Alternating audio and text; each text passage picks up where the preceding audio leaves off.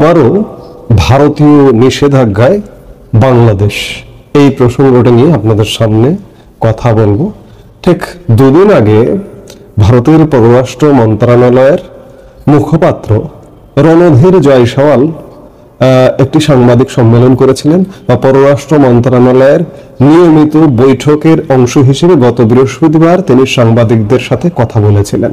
সেই কথা বলবার পরে মনে হয়েছিল যে বাংলাদেশের সঙ্গে বর্তমান বাংলাদেশ অর্থাৎ এই যে অন্তর্বর্তীকালীন সরকারটি শাসিত বাংলাদেশ, এই শাসিত বাংলাদেশের সাথে কূটনৈতিক সম্পর্ক উন্নয়ন করতে যাচ্ছেন। মনে করা হচ্ছিল যে ক্ষমতার পালাবদলের 1 বছর পর বাংলাদেশ ভারত কূটনীতিতে নতুন গতি সঞ্চার হচ্ছে। এতদিন ভারতের নীরবতার পর এবার দ্বিপাক্ষিক ইস্যুতে আলোচনার আগ্রহ দেখিয়েছে দিল্লি। বাংলাদেশের সংবাদ মাধ্যমে এমন সংবাদও প্রকাশ করা হয়েছে, তবে আলোচনার জন্য উপযুক্ত পরিবেশ নিশ্চিত করারও শর্ত জুড়ে দিয়েছেন এই রণধীর জয়সওয়াল। গত বৃহস্পতিবার নয়াদিল্লিতে ভারতের পররাষ্ট্র মন্ত্রণালয়ের মুখপাত্র রণধীর জয়সওয়াল এক সংবাদ সম্মেলনে বলেন, বাংলাদেশের সঙ্গে আমাদের দীর্ঘদিনের সুপ্রতিষ্ঠিত কূটনৈতিক কাঠামো রয়েছে। আমরা আলোচনা ও সহযোগিতার মাধ্যমে সম্পর্ক এগিয়ে নিতে আগ্রহী, তবে এর জন্য উপযুক্ত পরিবেশ নিশ্চিত করতে হবে। তিনি আরো বলেন, বাংলাদেশ ভারতের মধ্যে যৌথ নথি কমিশন, বিভিন্ন আন্তঃরাষ্ট্রীয় পরামর্শ এবং কনসালটেশন মেকানিজম চালু আছে, যা বিভিন্ন দ্বিপাক্ষিক ইস্যুতে আলোচনা অব্যাহত রাখতে সহায়তা করতে পারে। গত বছরের 5 আগস্ট শেখ হাসিনা পতনের পর দুই দেশের মধ্যে দূরত্ব বাড়তে থাকে। বাংলাদেশের সংবাদ মাধ্যম বলছে যে ঢাকার পক্ষ থেকে কূটনৈতিক সম্পর্ক উন্নয়নের একাধিক উদ্যোগ নেওয়া হলেও ভারতের তরফে দীর্ঘ সময় পর্যন্ত ইতিবাচক সাড়া মেলেনি, বরং সংখ্যালঘু নিপীড়নের অভিযোগ তুলে ভারতের কিছু মহল থেকে উদ্বেগ প্রকাশ করা হয়। রণধীর জয়সওয়ালের এমন মন্তব্যের পরে দুই দেশের সম্পর্ক বিশ্লেষকরা মনে করছেন যে ভারতের এই কূটনৈতিক কথাবার্তায়, আচরণে আসন্ন গঙ্গার পানি বন্টন চুক্তি, নিরাপত্তা সহযোগিতা এবং আঞ্চলিক ভূ রাজনীতির উত্তেজনার প্রেক্ষাপটে অনেকটা তাৎপর্য ভূমিকা রাখা সম্ভব আগামী দিনগুলোতে। তারা বলছেন সময়োপযোগী আলোচনার মাধ্যমে দীর্ঘদিনের অমীমাংসিত ইস্যুগুলো সমাধানের সুযোগ তৈরি হতে পারে। অনেকে বৃহস্পতিবারের সংবাদ ব্রিফিংকে ইতিবাচক হিসেবে দেখছেন, কিন্তু গতকাল শুক্রবার আরেকটি নতুন ঘটনা ঘটে গেছে। গতকাল ভারত বাংলাদেশের উপর আরেকটি নিষেধাজ্ঞা দিয়েছে। সেটি হচ্ছে যে নিজেদের স্থলবন্দর দিয়ে বাংলাদেশের বোনা কাপড়, পাট ও সুতার পণ্য আমদানিতে নিষেধাজ্ঞা জারি করেছে ভারত। শুক্রবার ভারতের বৈদেশিক বাণিজ্য অধিদপ্তরের মহাপরিচালক এক বিবৃতিতে এ তথ্য জানিয়েছেন এবং শুক্রবার 27 জুন ভারত এ বিষয়ে অফিস আদেশও জারি করেছে। এই যে দেখছি আমরা সেই অফিস আদেশটি, এতে বলা হয়েছে ভারত বাংলাদেশ স্থলবন্দর দিয়ে বাংলাদেশ থেকে কোনো পণ্য আমদানি করা হবে না। শুধুমাত্র নবসভা সমুদ্র বন্দর দিয়ে নির্দিষ্ট এসব পণ্য আমদানি করা যাবে, যার মধ্যে রয়েছে পাটজাত পণ্য, একাধিক ভাঁজের বোনা কাপড়, একক শন সুতা, পাটের একক সুতা, ব্লিচ না করা পাটের বোনা কাপড়। এর আগে গত মে মাসে নিজেদের স্থলবন্দর দিয়ে বাংলাদেশের তৈরি পোশাক আমদানিতে নিষেধাজ্ঞা দিয়েছিল ভারত।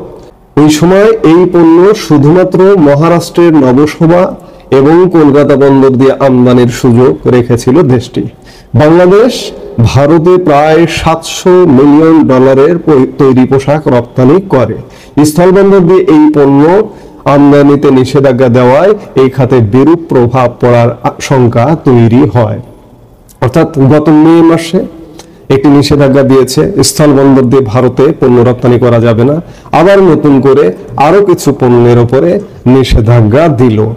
বৃহস্পতিবারের সংবাদ সম্মেলনকে যারা তাৎপর্যপূর্ণ মনে করছেন যে ভারত বাংলাদেশ সম্পর্কের উন্নয়ন ঘটতে যাচ্ছে, কিন্তু না, কারণ নতুন করে নিষেধাজ্ঞা এলো এবং সামনের দিনগুলোতে আরো নতুন নতুন নিষেধাজ্ঞা আসবে। এই নিষেধাজ্ঞাগুলো আসলে আসছে কেন? গর্ত কে করছে, ভারত নাকি আমরা? আমার তো মনে হচ্ছে আমরাই করছি। এই নিষেধাজ্ঞাটা কোন সময় এলো আপনারা একটু যদি স্মরণ করিয়ে দিই আপনাদের।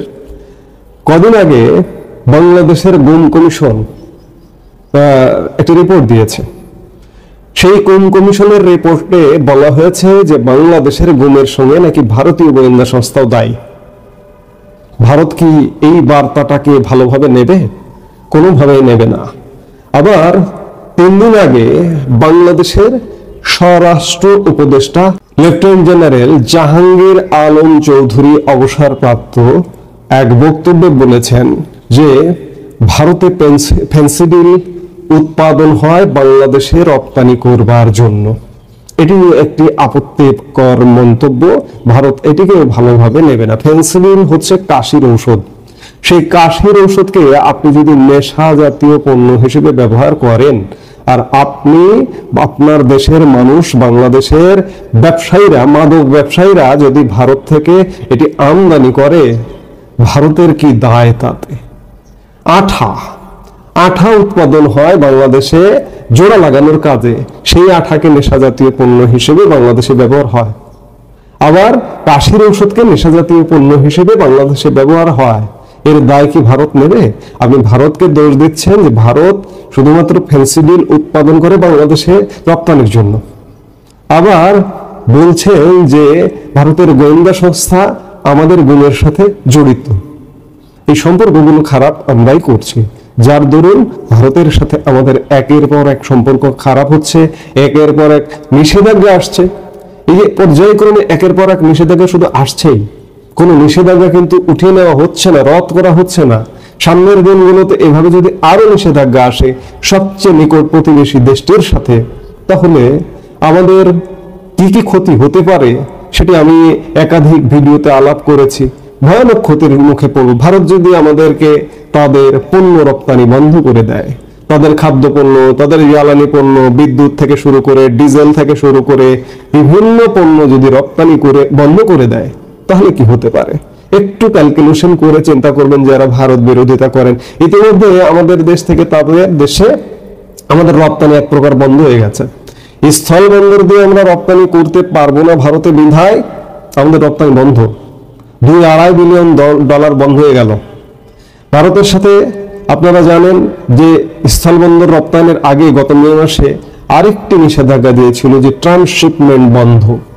ট্রান্সশিপমেন্ট আমাদের উৎপাদিত পণ্য, বিশেষ করে গার্মেন্টস পণ্য ভারতের বন্দর ব্যবহার করে, বিমানবন্দর ব্যবহার করে আমরা ইউরোপ, আমেরিকার বিভিন্ন দেশে পণ্য রপ্তানি করতাম। এতে করে আমাদের খরচ সাশ্রয় হতো। বাংলাদেশ থেকে রপ্তানি করলে সেই খরচটা অনেক বেশি। আমি এর আগে বলেছি, আবারও বলছি যে প্রতি কেজি রপ্তানিতে বাংলাদেশের বিমানবন্দর দিয়ে রপ্তানি করলে 6 টাকা লাগে, ভারতের বিমানবন্দর দিয়ে রপ্তানি করলে 4 টাকা লাগে। এই সুবিধাটা ট্রান্সশিপমেন্ট সুবিধার কারণে আমরা পেতাম, সেটি ভারত বন্ধ করে দিয়েছে। এই বন্ধ করবার ফলে আমাদের ক্ষতি হয়েছে। বাণিজ্য উপদেষ্টাই বলেছেন যে 2000 কোটি টাকার মতো ক্ষতি হয়েছে। এটি বাৎসরিক হিসাব যদি বলেন 2-2.5 বিলিয়ন, অর্থাৎ ভারতে আমাদের দেশের পণ্য রপ্তানি এবং ট্রান্সশিপমেন্ট বাতিলেই প্রায় $4-4.5 বিলিয়ন আমাদের ক্ষতি হয়ে গেল। আমরা ভারতের সাথে ভারতের বিরোধিতা করব। সামনের দিনগুলোতে এভাবেই যদি বিরোধিতা করতে থাকি, আরো নানা রকম ক্ষতির সম্মুখীন আমরা হব। এখন সিদ্ধান্ত নিতে হবে যে আমরা কি করব। আমরা ভারত বিরোধিতা জিয়ে রাখবো নাকি ভারতের সাথে সম্পর্ক উন্নয়নে মনোনিবেশ করব। ভারতের জনগণও বাংলাদেশকে কোনোভাবেই এখন গ্রহণ করতে চায় না। এটি ভারতের সরকারের উপরে প্রভাব পড়বে। আগামী দিনে ভারত বাংলাদেশ সম্পর্ক আরো কঠিন থেকে কঠিনতর হবে এবং এইভাবেই ধারাবাহিকভাবে ভারত থেকে বাংলাদেশের উপর আরো নানা ধরনের নিষেধাজ্ঞা আসবে, যে এটি গতকালকের নিষেধাজ্ঞার ঘটনায় সুস্পষ্ট। এই মুহূর্তে এ পর্যন্ত। সবাই ভালো থাকুন, সুস্থ থাকুন। আমাদের ভিডিওগুলো নিয়মিত পেতে সাবস্ক্রাইব করুন Sajjad Kadir and the legends YouTube channel এবং লাইক, কমেন্ট, শেয়ার করে সাথে থাকুন।